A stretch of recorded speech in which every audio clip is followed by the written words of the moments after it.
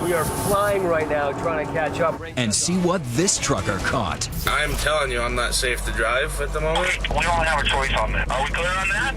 A driver pressured to keep on trucking when he's almost asleep at the wheel. And think those guardrails are keeping you safe? I've lost my legs in a wreck. Tonight, exposing the controversial design change a company made. Did the loss of just 1 inch lead to the loss of limbs and lives? This failed. This is a classic failure. Pedal to the metal. Plus, a sniper on the loose during rush hour. This is where he gets the gun ready. Your life in your hands and his just by getting in your car. Choosing who will live and who will die. The frantic manhunt. But what they found couldn't have been more shocking. License to kill. Tonight, are you driving on a road to ruin? Oh, damn! Here's David Muir. Good evening. As you head out this weekend with your family running errands, will you be driving down a road to ruin without even knowing it? First up here on 2020, you're about to see the change to something on the highway you never knew about. It's supposed to help save you, but some say that change killed their loved ones. A 2020 investigation unfolding right before your eyes tonight. Brian Ross asking the tough questions, looking out for you. Just after midnight on Interstate 40 in North Carolina, where a guardrail meant to protect almost killed. We need to get somebody out of here quick. They'll stop the bleeding. All right, sir, I'm trying to locate you. The motorist hit the guardrail head-on after nodding off and was trapped in his car, bleeding out. My mother died. All right, we're trying to get some help. The long steel rail, seen in this photo from behind the driver and passenger seats, sliced through the SUV like a thick, sharp spear and then cut off his legs. I've lost my legs in a wreck. Are you saying you've lost both your legs, sir? Yeah. 36-year-old Jay Traylor did survive, able to save his life with a makeshift tourniquet, but not his legs. In the wreck, this one was gone. Then I had to make the choice to lose that one, too. It wasn't supposed to happen.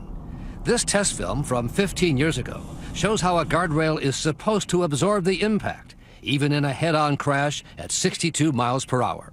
The truck hits what's called the end terminal, which, like a sled on a rail, moves along the guardrail, absorbing the impact and deflecting and spewing the rail off to the side. That's not what happened with Jay Traylor. Had the guardrails done their job, I probably would have walked away just going, damn, I'm an idiot. Traylor and a growing number of accident victims across the country are suing the company that makes the guardrails, Trinity Industries of Texas. Among the allegations, as laid out by one of the lawyers in the case, Stephen Lawrence, that the company tried to save a few dollars by quietly making some slight changes. That's not all they changed. In the design of what's called the Trinity ET Plus. This is the original 5-inch ET Plus, and this is the modified 4-inch ET Plus. And that 1 inch you're saying makes a significant difference. It makes all the difference in the world. This animation shows what lawyers suing Trinity say happens with the original, gliding along the rail and diverting it to the side. And what they say can happen with the modified version. The thinner terminal jams up, breaks off, and the rail drives through the vehicle. The impact is the guardrail does not have the room to expand like it needs to save your life. 31-year-old Rebecca Dreyer, a single mom from Pennsylvania, says she too was a victim of the change in the guardrail design, which pierced her car and cut off her right leg. I didn't understand exactly what had happened because I didn't realize that it essentially was a spear that came through my car. Rebecca, among those now suing Trinity, became angry and upset as she looked at the photos from her accident, the first time she had seen them. I very well could have not walked away from that. Wow. That's me. By some estimates, there are now 500,000 of the redesigned Trinity guardrail terminals on highways across the country. Almost every state uses them. This failed. This is a classic failure. But Trinity never told the Federal Highway Administration about the changes until this man came along, Josh Harmon, the owner of a small, competing guardrail company, who became entangled in a patent lawsuit with Trinity and had access to internal documents. You looked at the highway specs submitted to the federal government? Yes, sir. Were they in there? No, sir. No, none of this was disclosed. Absolutely none of this. Trinity officials call Harmon a liar and an opportunist, out to make a buck by stirring up frivolous lawsuits. But he says he's out to prove a rash of accidents are tied to the guardrail changes kept secret from the government. They call you a sleazy operator. No, I'm sure they do. If I'm crazy, it's irrelevant. It's killing people. That's the most important thing here. What I am has no bearing whatsoever. The fact that I found it, let's address that. The company says the changes Harmon is talking about were inadvertently omitted when it submitted documents to the Federal Highway Administration. But an internal company email obtained by ABC News shows Trinity engineers actually discussed keeping the change secret. Quote, "I'm feeling that we could make this change with no announcement," unquote. So even that 1-inch change should have been reported to the Federal Highway Administration? Absolutely. You have to ask your question, why would you change it? What's the motivation for changing the 1-inch? Harmon says it's all about the bottom line, trying to increase profits at Trinity, something the company denies. But according to the same internal Trinity email, the engineers calculated that shaving off an inch would save about $2 for each end terminal.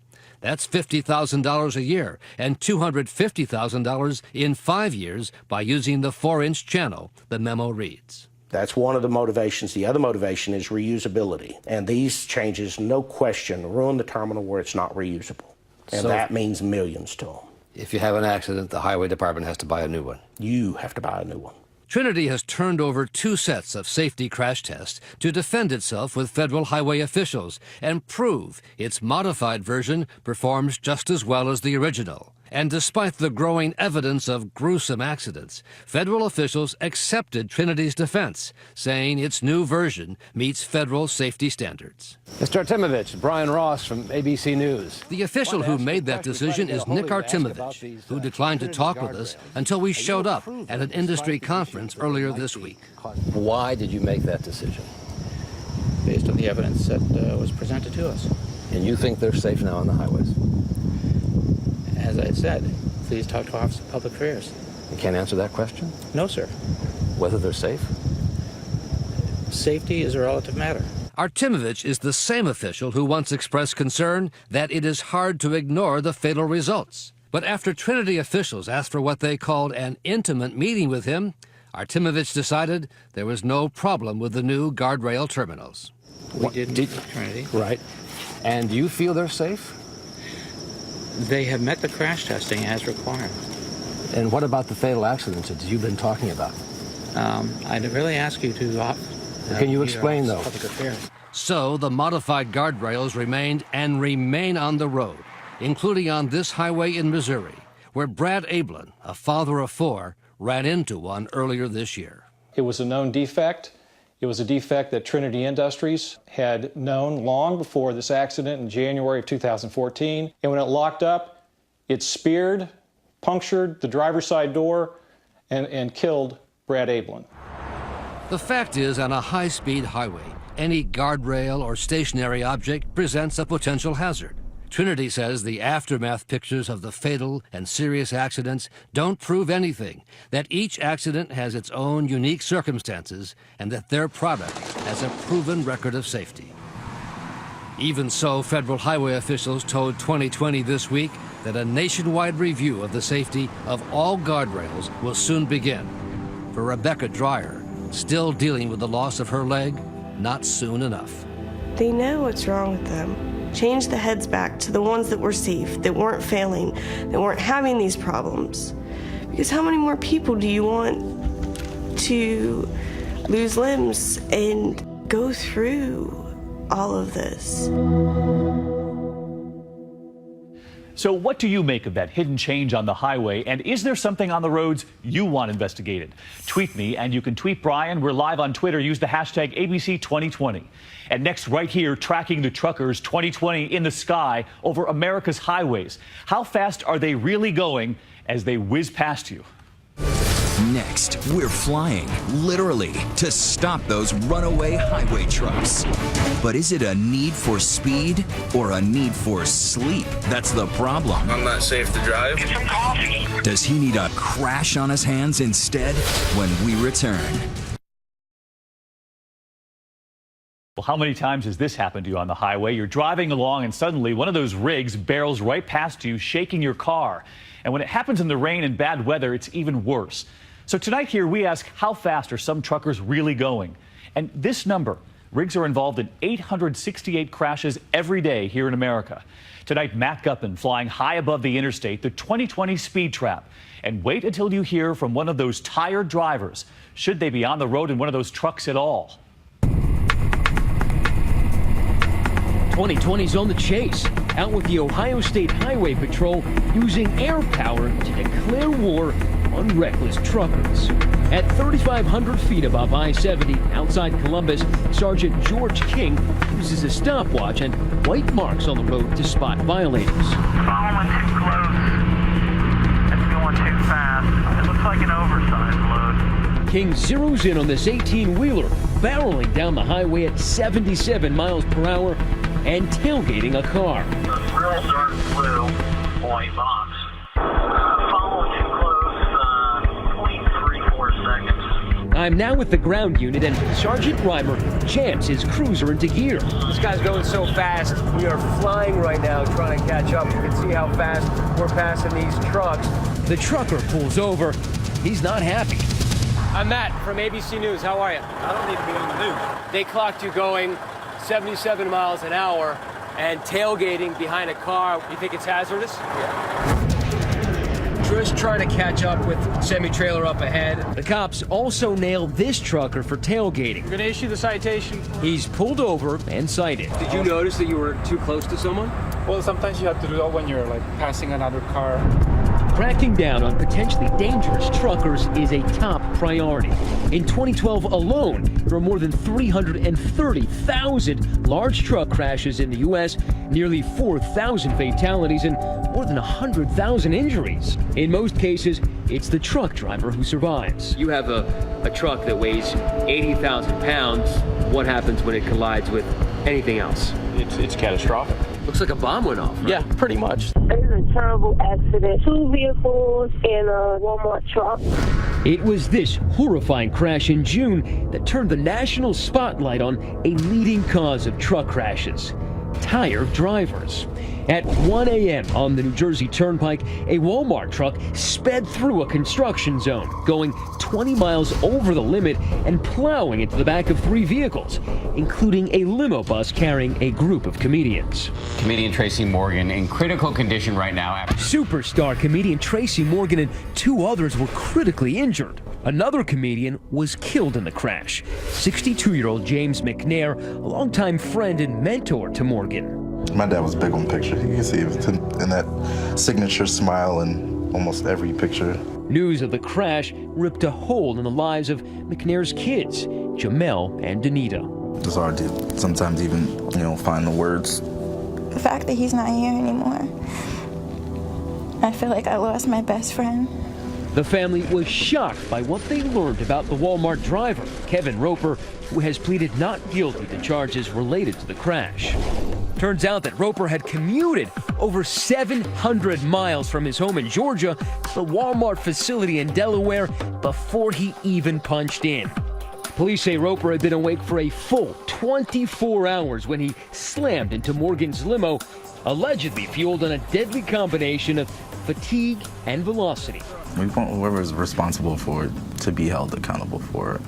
The question the McNairs are now asking: did Walmart, the largest truck operator in the country, keep proper track of Roper's hours? They have to make sure that their drivers are doing so in a responsible manner.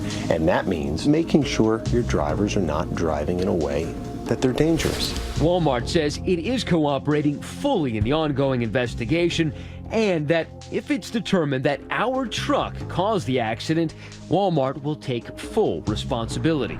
Despite the huge toll caused by trucking accidents, the industry trade group maintains that safety is a top priority. 2/3 of accidents involving commercial vehicles are actually caused by a vehicle other than the commercial vehicle. Driving a semi-tractor trailer like this, any small mistake, we can take a life. Out here on the road, trucker Abe Attella says so many companies put unrelenting pressure on drivers to deliver loads on time. There are other circumstances where companies and drivers will put money ahead of safety. And Attella says he found that out firsthand on a frigid February night this year. The trucker with the spotless record was in the middle of a 400-mile run to Wisconsin hauling a load of tomatoes for his company K&B. All of a sudden, he says he notices himself drifting dangerously to a type of unconsciousness that truckers call microsleeping. Basically, your eyes are open, your hands are on the wheel, but your brain shuts off for 3 to 5 seconds. Attella says he was so worried he might cause an accident, he pulled into a truck stop and called the K&B dispatchers. Hey man, we got a bit of a problem, dude. I'm starting to fall asleep going down the road here.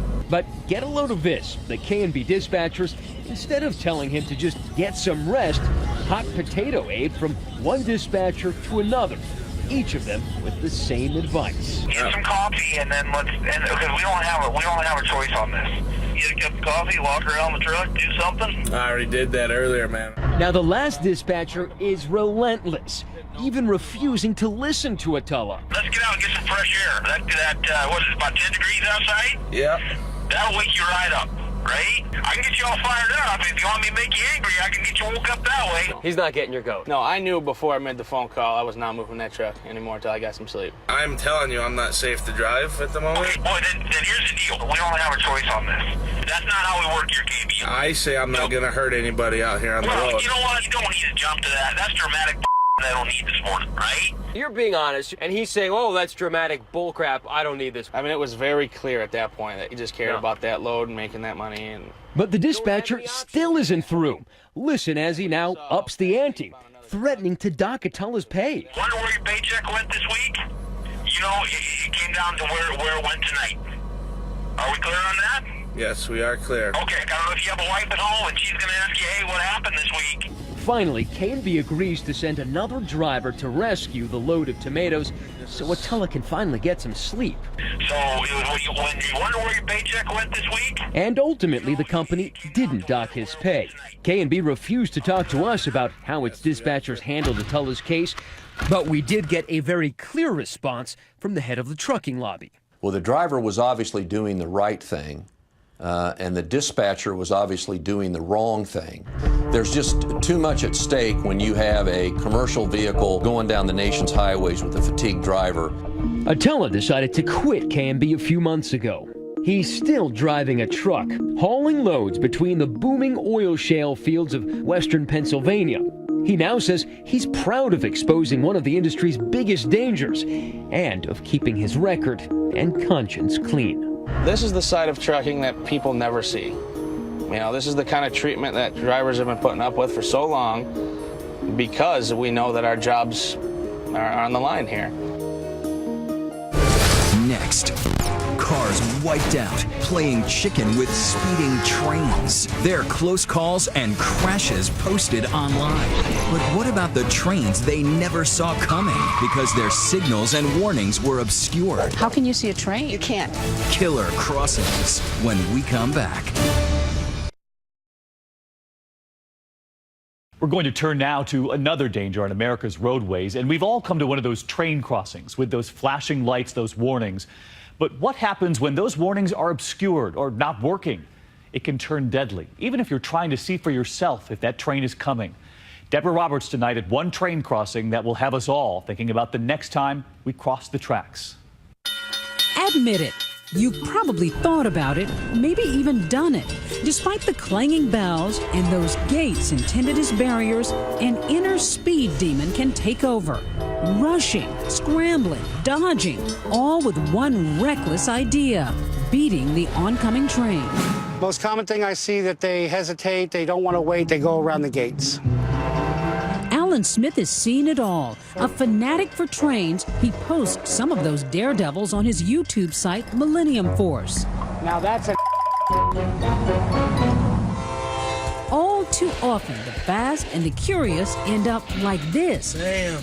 Though these drivers survived, the videos all over the internet paint a dark picture. When a train hits a car, it's like a car hitting a soda can. Government statistics say trains collided with vehicles more than 2,000 times last year. Nearly 250 people killed, another 1,000 injured. Many involved freight trains. Oh, damn! Check out this car chase in Utah. She's gonna hit a train. Police couldn't stop this woman, but 8,000 tons of train did. The train hit her. Twice. Down in Houston, this daring driver makes a last-ditch attempt to cross.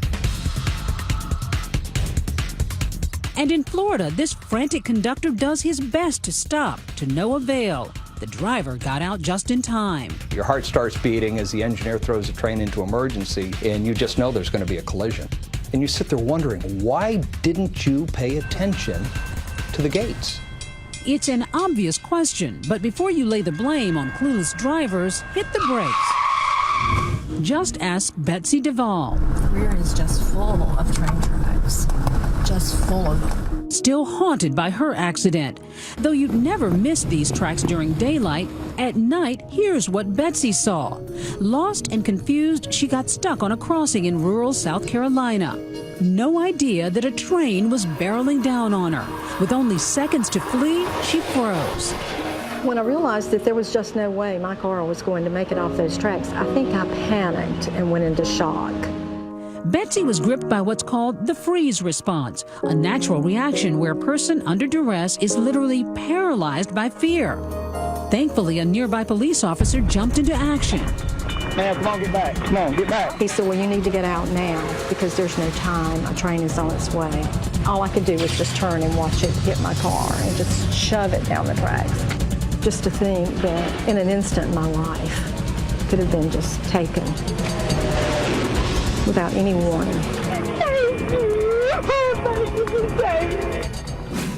And here in Tempe, Arizona, a train had just passed when Brandon Stovall started to drive across the tracks. He didn't see the second train coming.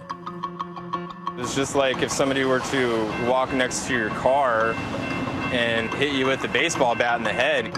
He was cited for crossing before the arm was fully raised.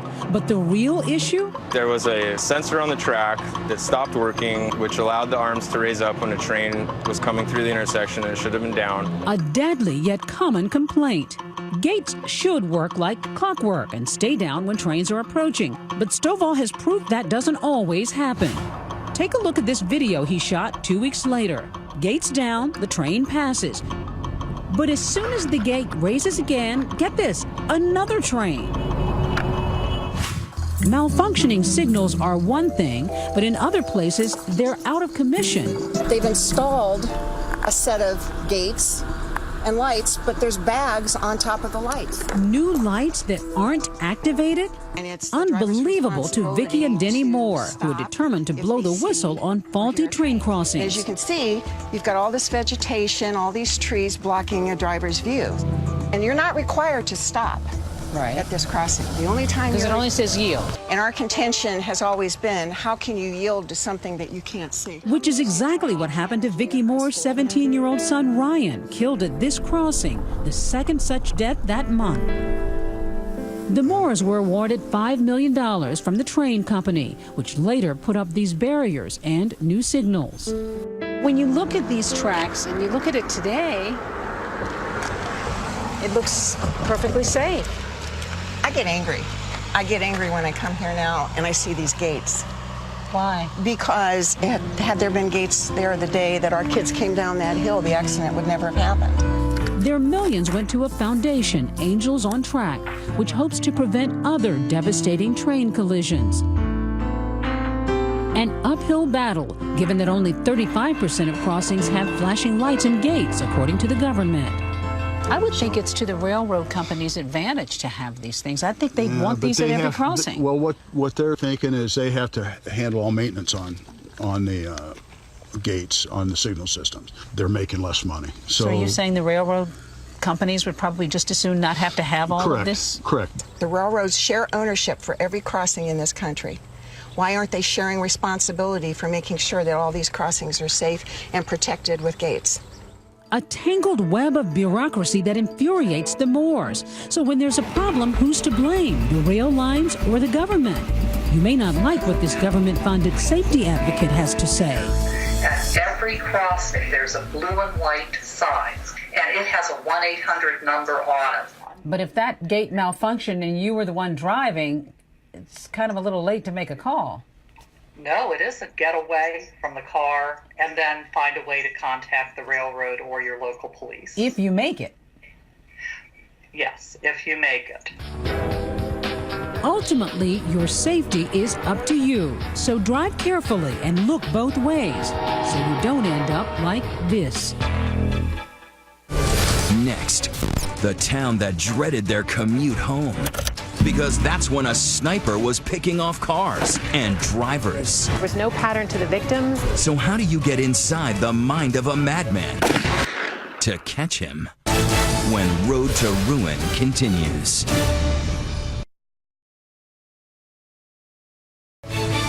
"2020 continues with Road to Ruin."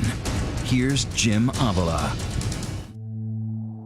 Beneath the bright lights of Kansas City, a different kind of neon is about to scare drivers in this large Midwestern city off the streets. It's March 18th, and a green Dodge like this one is gearing up for 3 weeks of mayhem. The car is headed for the highway, and that's bad news for anyone in its way. Because someone is driving around Kansas City who thinks he's got a license to kill. Drivers on edge tonight after gunfire on 2 metro highways. 8:30 on a Wednesday evening, and a car is headed down Interstate 70, the Heartland's central east-west artery. The driver hears 2 loud pops and doesn't think much of it until blood starts gushing from his leg. Then 10 short minutes later, it happened again. When it happens again, it's 37-year-old salesman Tom McFarland who's under attack. And I hear, what sounds like would be a rock hit the car. His Ford Fusion struck on the passenger side with the bullets lodging in the metal. I guess I don't necessarily want to say shock, but just over time it definitely hits you. Someone shot a bullet at me as I'm driving down the road. And the bullets keep flying. The investigation into that terrifying rash of highway shootings around Kansas City. Police now saying the number of cars shot is at least up to 20. As motorists are peppered with gunfire, the nation takes notice, and the locals take cover. I'm driving around this town all the time. My family is, my kids, my grandkids. They got to stop these folks. Now I'm just really mad. Who just drives by somebody and just shoots up their car? People were very afraid because these shootings were happening on suburban highways during rush hour. As the former crime reporter for the Kansas City Star, Christine Vendel says this story changed driving patterns and perceptions. People started altering their behavior and avoiding highways. These were not targeted shootings, right? Right. That heightened the fear factor, the randomness. There was no pattern to the victims. They were different vehicles, different genders of victims, different ages. With a city in panic and a police force baffled, speculation rules the day. Did detectives feel the pressure? In this case, it's so lacking initially with information, I think, that it would become very frustrating. Criminologist John Hamilton knows from what he speaks. He spent 27 years with the Kansas City Police Department. He says job one is to find a pattern. Commonalities of victims, locations, anything where you might be able to see where there is something that you can kind of home in on. I don't travel this road very often. That pattern started to emerge with cases like Jenny Bowers. Just like Tom, she heard that telltale noise. It sounded like a giant rock. The bullet dislodged and rolled down into the door panel. Like the other victims, this mother of 2 did not see the shooter, but some eyewitnesses say they saw a green Dodge Neon lurking in the next lane. Police described the behavior as pacing, like he would pace and loiter in their blind spots so he could see them and get his plan together. That's when he's made his decision. This is where he gets the gun ready. And after the shots are fired, the gunman uses a low-tech but ingenious getaway plan. In many cases, there was also near an exit ramp, right? Yes, a couple of victims said, I was committed to the ramp. And so I can't very well slow down and maybe chase you because I'm committed to the ramp. That's how the next pattern emerges. Well, most of these cases did occur in a pretty similar geographic area. In Kansas City, it used to be called the Grandview Triangle. The Grandview Triangle, a twisted pretzel of a roadway with on-ramps and exits galore. A perfect spot for the shooter to play his deadly game. And now the city is on the edge of panic. There was a lot of fear. I mean, there was people that they wouldn't go through the Grandview Triangle. They would take alternate routes. When you find out that it was not isolated, that may have been part of a pattern, what is that like? Then it was a little scarier, because I remember the days of the DC sniper. Could this be a copycat of the DC sniper who terrorized the Capitol Beltway for 3 weeks back in 2002, shooting from the trunk of a Chevy customized to kill? Everyone's got questions now, and no one has answers. With 3 drivers wounded and potential targets everywhere, the feds are called in to join the hunt. Well, we had talked to some experts who had speculated that the gunman would end up being a lone male in his 20s. When we return, inside the mind of the highway shooter, a twisted road for sure, and where it leads will shock everyone.